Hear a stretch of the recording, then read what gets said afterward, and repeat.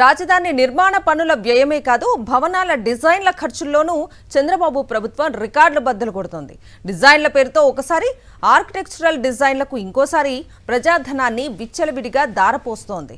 ప్రభుత్వ భవనాల సముదాయం డిజైన్ల రూపకల్పన పనులను చంద్రబాబు సర్కార్ ఏకంగా 401.54 కోట్లకు కన్సల్టెన్సీలకు అప్పగించడంపై ఇంజనీరింగ్ నిపుణులు విస్తుపోతున్నారు. అభివృద్ధి పేరుతో ప్రజాధనాన్ని దుబారా చేస్తోంది చంద్రబాబు సర్కార్. రాజధాని డెవలప్మెంట్ పేరుతో వందల కోట్లు ధారపోస్తోంది. రాజధానిలో నేలపాడు వద్ద 1575 ఎకరాల్లో ఏజీసీని ప్రభుత్వం నిర్మిస్తోంది.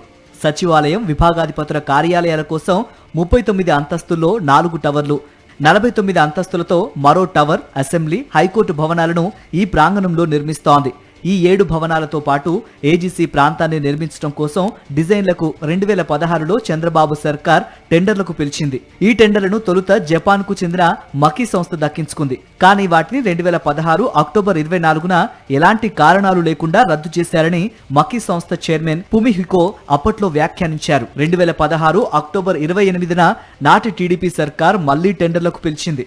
లండన్ కు చెందిన ఫోస్టర్ పార్ట్నర్స్ తో కలిసి హఫీజ్ కాంట్రాక్టర్ జాయింట్ వెంచర్ గా ఏర్పడి 67,86,44,683కు ఏజీసీ మాస్టర్ ఆర్కిటెక్ట్ పనులను దక్కించుకుంది.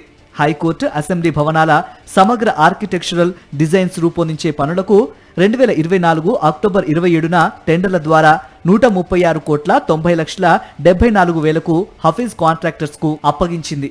ఏజీసీ ప్రాంతాన్ని జలమార్గం, బ్రిడ్జిలతో తీర్చిదిద్దే పనుల డిజైన్ రూపకల్పనకు 2025 అక్టోబర్ 13న నిర్వహించిన టెండర్ల ద్వారా 59,90,00,000కు హఫీజ్ కాంట్రాక్టర్ సంస్థకే కట్టబెట్టింది.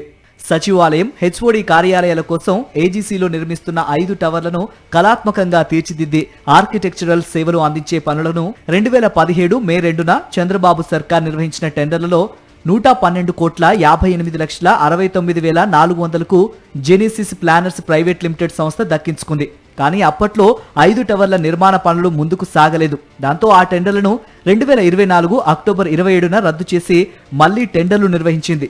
ఈ టెండర్లలో కూడా 136,88,40,800కు జెనిసిస్ ప్లానర్స్ ప్రైవేట్ లిమిటెడ్ సంస్థే పనులు దక్కించుకోవటం గమనార్హం. దీన్ని బట్టి లోపాయకారి ఒప్పందం జరిగిందన్నది స్పష్టమవుతోందని ఆర్కిటెక్చర్ నిపుణులు స్పష్టం చేస్తున్నారు. కేవలం ఏజీసీలో భవనాల నిర్మాణం డిజైన్ల తయారీ పనులనే 401.54 కోట్లకు కన్సల్టెన్సీలకు అప్పగించడంపై విస్మయం వ్యక్తం చేస్తున్నారు.